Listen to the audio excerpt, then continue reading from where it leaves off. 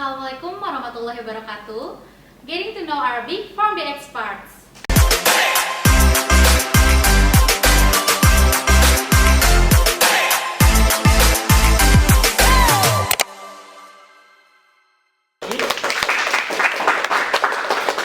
Selamat datang semua di podcast Iqabal Talks 2025 bersama saya Hikmah Jelita dari Program Studi Arab Angkatan 2024. So guys, kali ini merupakan episode pertama dari podcast Iqabal Talks. Nah, buat kalian yang belum tahu apa sih Iqabal Talks itu merupakan program baru dari Ikatan Keluarga Asia Barat FIB UI tahun 2025. Buat apa sih tujuannya? Nah, tujuan dari Iqabal Talks ini untuk memberi informasi seputar hal-hal menarik mengenai prodi Arab nih guys. Nah, sekarang kita udah kedatangan narasumber spesial yaitu Bang Sadam Arnaud selaku Ketua Himpunan Mahasiswa Program Studi Arab periode 2025. Perkenalkan, nama saya Sadam. Saya dari Program Studi Arab Angkatan 2022. Salam kenal semuanya. Halo Bang Sadam, salam kenal ya. Boleh nggak sih ceritain asal daerah Bang Sadam dan asal sekolah Bang Sadam, ceritain singkat kayak gimana sih Bang Sadam minat dari budaya Arab ini kayak gimana, boleh diceritain tuh. Oke, tapi mungkin sebelumnya ini kan untuk lebih enaknya aja ya. Aku panggil kamu Hikmah atau Jelita atau Jelita? Boleh panggil Jelita aja. Oke, Jelita. Oh gitu. Oh gitu permainan liciknya. Oke, Jelita. Jadi pertanyaan pertama nih tadi tentang cerita ya? Iya, singkat cerita singkat. tentang asal dan lain sebagainya. Latar belakang. Oke, latar belakangnya, aku adalah anak yang merantau dari salah satu kota di ujung timur Pulau Jawa, paling ujung. Jadi teman-teman kalau mau nyebrang ke Bali itu, ya udah tinggal nyebrang aja, bayar 10.000 kayaknya udah nyampe Bali. Jadi aku dari Banyuwangi teman-teman. Dan mungkin latar belakang kenapa kemudian aku bisa tertarik dengan budaya Arab, sebenarnya ini bukan ke arah latar belakang budaya atau apanya, tapi kayak dulu aku lulus tahun 2021. Di situ memang sejak dari awal SMA aku ingin memutuskan untuk lanjut ke UI atau universitas lain dengan program studi hubungan internasional. Nah, ya memang dulu siapa sih yang kayak ketika diiming-imingin ketika kamu kuliah di hubungan internasional kamu bisa menjadi seorang diplomat. Betul. Atau kamu bisa bekerja di instansi internasional atau apa. Nah, dari situ kemudian aku kepikiran lah untuk mengambil hubungan internasional sebagai salah satu prodi impianku. Nah, dulu sih tercetus 2 kampus, UI dan Universitas Gadjah Mada, teman-teman. Tapi kemudian aku memantapkan diri di awal itu aku SBMPTN. Saat itu masih namanya SBMPTN ya. Kalau sekarang kan SNBT. Itu di SBMPTN aku mengambil hubungan internasional. Dan hasilnya tidak lulus. Nah, kemudian di SIMAK UI aku juga tahun 2021 juga ikut SIMAK UI dengan pilihan hubungan internasional juga dan sastra Inggris. Tapi sayangnya tidak lulus lagi. Nah, kemudian aku kepikiran untuk oke, aku coba-coba di universitas yang lain. Mungkin memang jodohnya di universitas lain kan.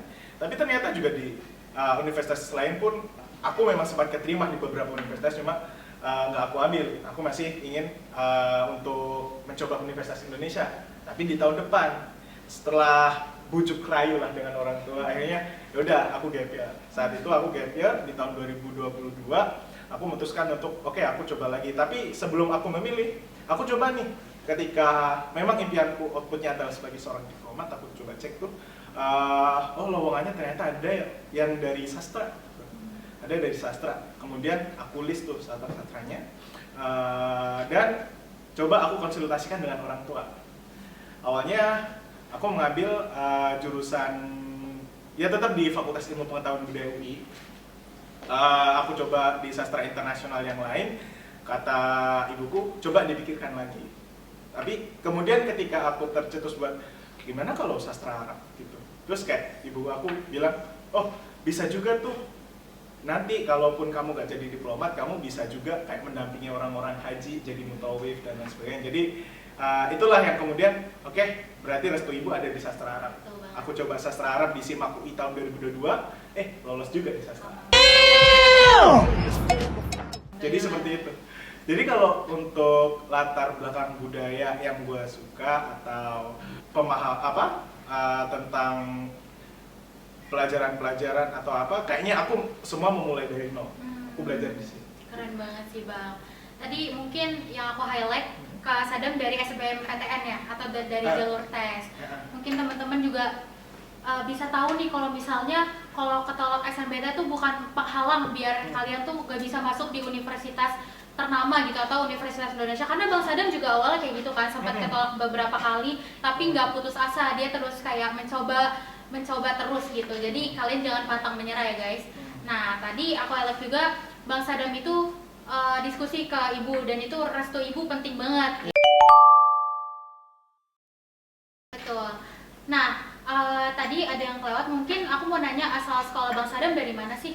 Oke, aku dari SMA Negeri 1 Genteng. Halo teman-temanku semua yang dari SMA Negeri 1 Genteng yang mungkin nonton podcast ini, yang mungkin gabut melihat wajah gua, terus ada Sadam nih. Oke, halo teman-teman semua. Pokoknya teman-teman nih SMA Negeri 1 Genteng yang mau masuk kuliah, pilih sastra Arab UI ya. Karena aku menunggu-nunggu kalian. Nah, selama Bang Sadam bersekolah itu ada nggak sih kegiatan atau kebiasaan Bang Sadam yang membentuk diri Bang Sadam pada saat itu gitu? Kalau dulu kuliah kayaknya aku ngerasain cuma kuliah 1,5 tahun doang sih. 1,5 tahun kemudian online. Jadi yang paling disayangkan adalah saat itu masa-masa SMA aku masih kurang kerasa, karena kan kita juga terdampak, semua orang juga terdampak kan dengan pembelajaran online. Jadi saat itu ya aku tetap bergabung, ada OSIS saat itu, ada OSIS, terus kemudian mainlah sama teman-teman juga, bikin grup podcast kayak gini juga. Wow. Ada namanya Potwika, tapi jangan dibuka di YouTube karena saya malu, please jangan tonton ya. Oke, tadi seperti itu. Oke. Misalnya nih mau masuk sastra Arab, kayak ngapain sih ngambil jurusan itu, nanti mau jadi apa? Nah itu cara Bang Sadam menanggapinya tuh kayak gimana sih kira-kira?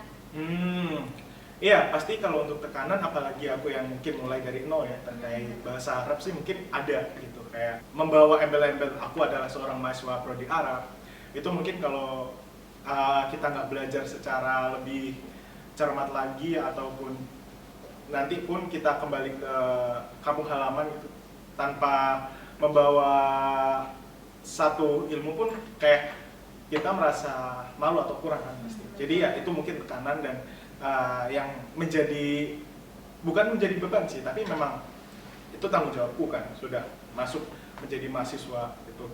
Dan juga paling dulu itu untuk meyakinkan orang-orang, itu lebih ke arah meyakinkan bahwa Depok itu bukan Jakarta.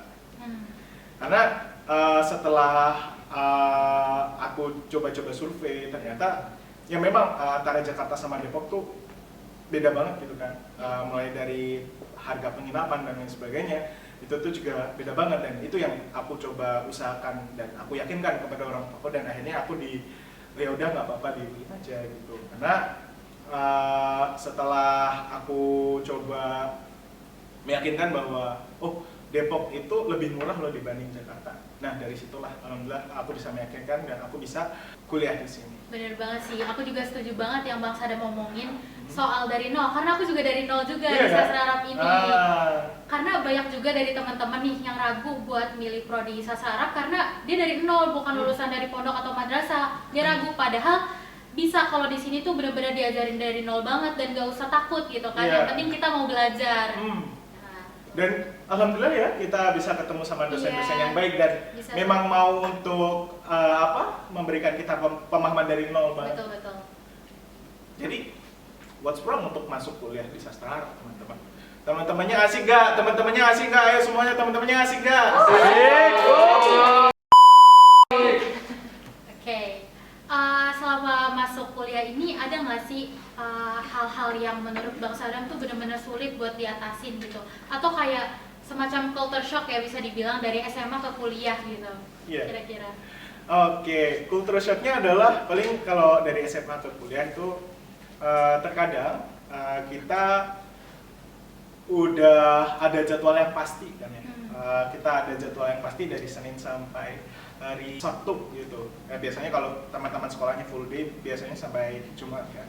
Nah, tapi kalau untuk di kuliah ini kadang kita juga harus menyesuaikan gitu kan. Harus menyesuaikan dengan kondisi kuliah, apalagi sekarang yang masih walaupun kita sudah melampaui pandemi, tapi ya setelah pandemi itu kita bisa merasakan apa yang namanya hybrid gitu kan. Jadi kadang pas kita udah siap nih, kita udah siap buat berangkat ke kampus, tiba-tiba ada pengumuman kelasnya diganti online. Kadang kan ada tuh kayak gitu tuh. Jadi ya kadang kita harus menyesuaikan. Dan kalau sekolah SMA sih ya udah kita masuk sekolah dan mengikuti jadwal gitu kan. Kalau sekarang sih ya paling itu. Dan mungkin gara-gara kalau kuliah itu jamnya lebih sedikit dibanding sekolah, dan memang kita kuliah kan juga memacu diri kita untuk belajar secara mandiri gitu, dan mungkin melaksanakan evaluasi pada saat kuliah berlangsung gitu kan, ataupun mendalami materi itu. Jadi itulah yang menjadi tantangan kita selama berkuliah,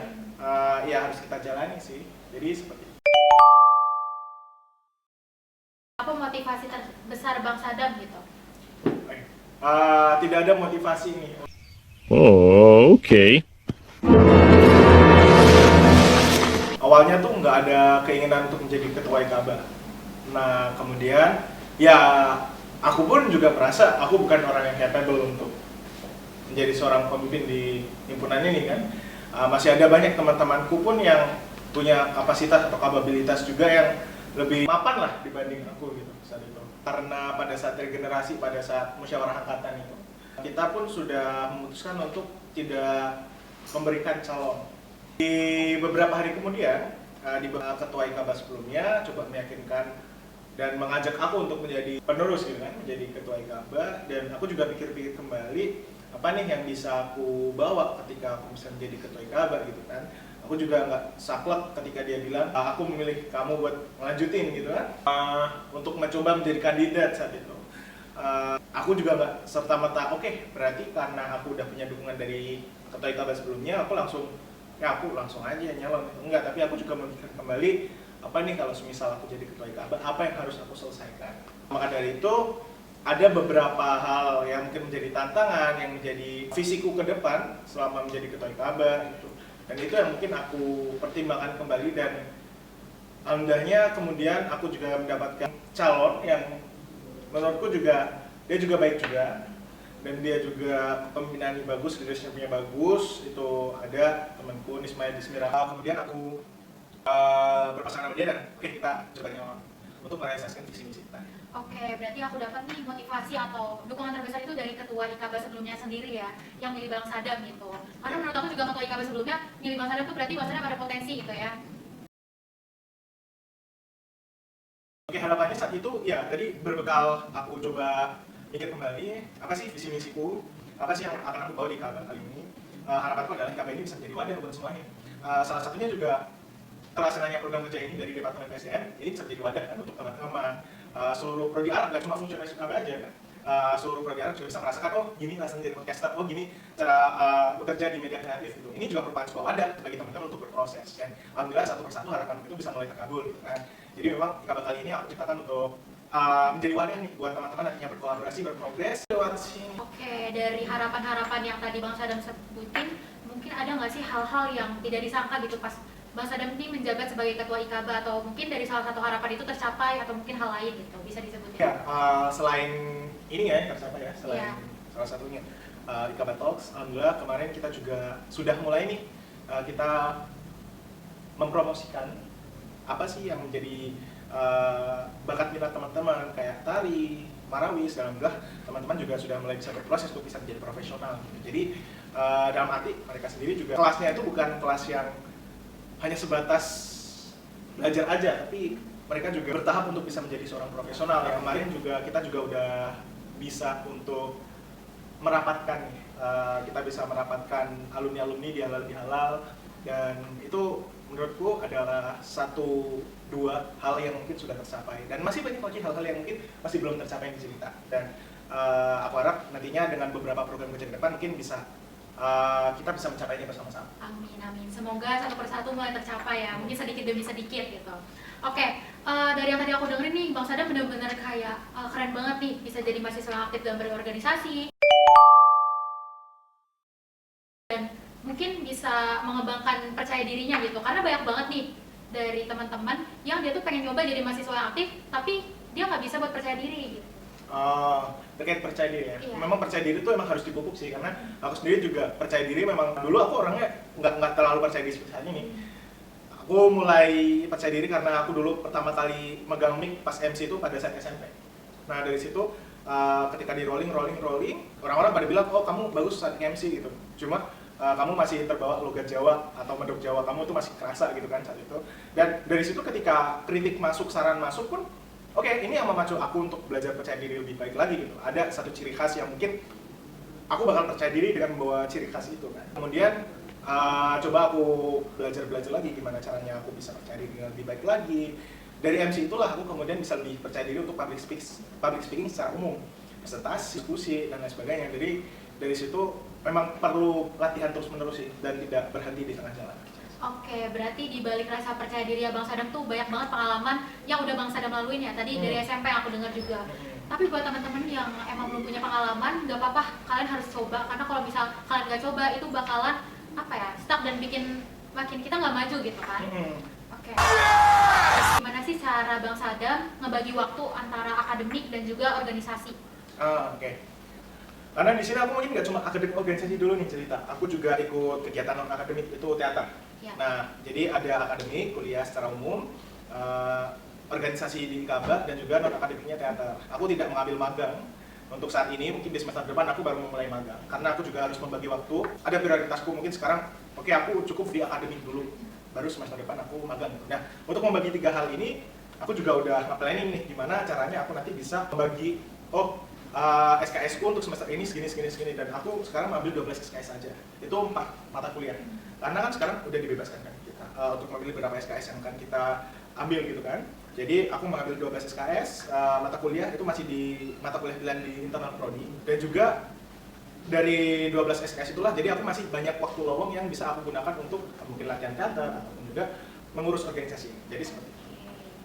Oke, jadi mungkin yang aku dapetin tuh Bang Sadam tuh banyak banget ikut organisasi tanpa meninggalkan kewajiban Bang Sadam sebagai mahasiswa gitu kan. Oke. Untuk berdebat sih pasti kita juga harus tahu batasan-batasannya ya. Betul. Jangan sampai karena kita kesudutkan atau kita ingin lawan kita kalah, kita langsung menyerang dia. Itu hal yang sering aku hindari. Padahal ketika kita terpojok nih, kita udah nggak ada apa ya yang harus aku gunakan untuk lawan diskusi atau lawan debat gitu.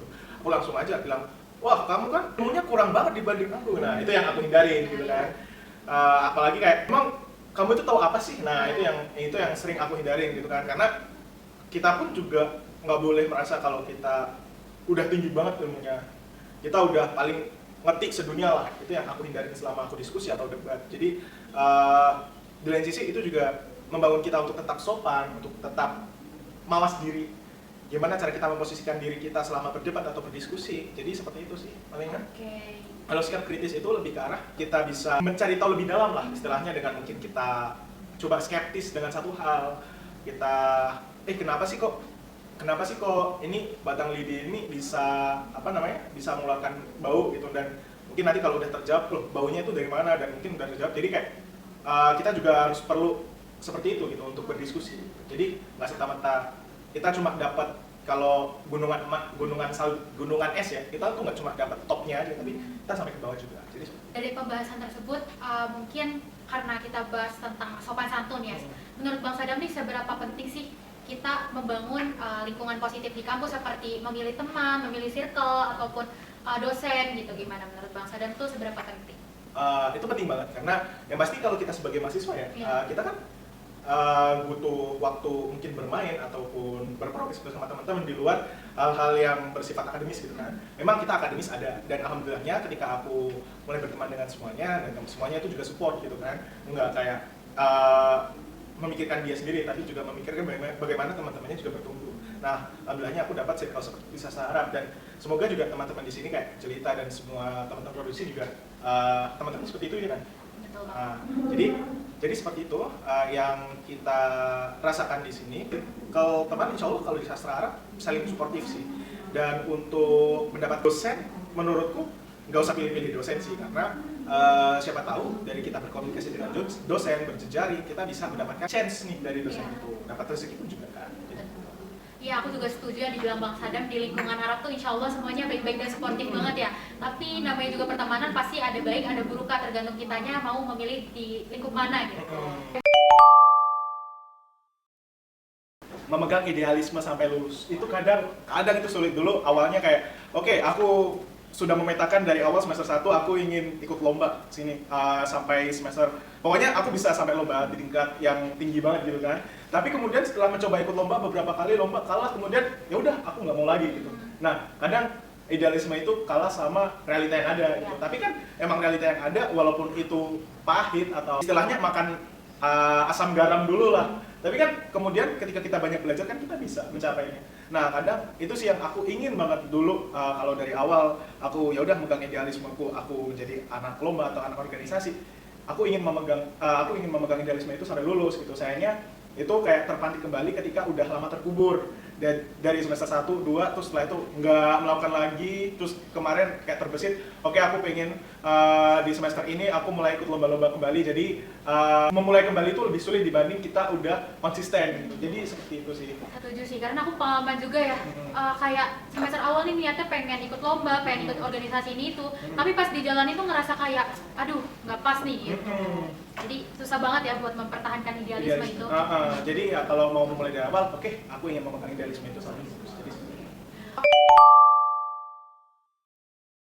harapannya semakin tahun semakin bertambah ya teman-teman yang mungkin studi lanjut ke Arab atau MBKM Arab. Alhamdulillah kemarin juga sudah bertambah dari tahun ke tahun. Semoga di angkatan 2023, angkatan 2024, angkatan Jelita, angkatan teman-teman yang baru bisa lebih bertambah dan bisa lebih bermanfaat gitu adanya MBKM ataupun studi lanjut gitu. Dan harapanku teman-teman bisa lebih leluasa untuk belajar di sini. Oke, ngomongin belajar kayaknya ada wadah nih buat lebih kolaborasi dan lebih mengembangkan skill para mahasiswa nanti ya. Salah satunya IKABA mungkin ya. Mungkin Bang Sadam aku mau nanya nih, ada program-program apa aja sih yang ada di IKABA? Oke, menarik nih. Jadi sama seperti baju yang aku pakai sekarang ini ada Mahrojan Asyarqul Awsat. Tulisan di sini Timur Tengah. Ada Festival Timur Tengah nih yang insya Allah akan kita adakan di bulan November. Terus ada juga company visit nih Jelita. Kita rencananya ingin mengunjungi kedutaan besar negara-negara Timur Tengah dan juga instansi pemerintahan seperti Kamlu, PBB, dan lain sebagainya. PBB itu instansi internasional. Kita juga ada duta bahasa yang mungkin teman-teman bisa mengikuti nih. Teman-teman bisa menjadi duta, bisa menjadi asisten dosen, dan lain sebagainya. Ada juga IKABA Talks, tempat teman-teman bisa bekerja menyelenggarakan sebuah media kreatif nih. Bisa merasakan, oh gini ternyata kita simulasi menjadi orang yang bekerja di media kreatif. Jadi seperti itu. Juga Arabic Club nih teman-teman, yang mungkin bisa menjadi tempat teman-teman untuk belajar bahasa Arab dari awal gitu. Jadi seperti itu.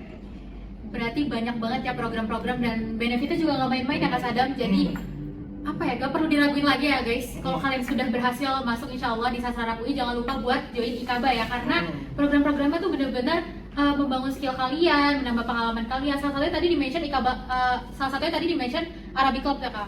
Itu benar-benar worth it banget guys, karena aku ngerasain banget kalau di Arabic Clubs tuh aku gak merasa dari nol sendirian. Aku ngira tuh bener-bener aku sendirian dari nol. Kak Sadam kan juga tadinya dari nol kan. Kalau di Arabic Clubs bener-bener diajarin dari basic banget, dari dasar-dasarnya. Jadi itu bener-bener ngebantu aku buat belajar bahasa Arab. Nah, itulah dia. Makanya teman-teman juga yang baru-baru masuk nih bisa nih ikut Arabic Club nantinya. Dan itu terbuka untuk semua. Oke, terima kasih banyak Bang Sadam atas informasi dan juga motivasi buat para penonton di rumah nih yang bakalan join ke Sastra Arab atau teman-teman berikutnya. Oke, mungkin cukup sekian podcast kali ini. Kurang lebihnya mohon maaf. Wassalamualaikum warahmatullahi wabarakatuh. Waalaikumsalam warahmatullahi wabarakatuh. Sampai jumpa teman-teman. Sampai jumpa.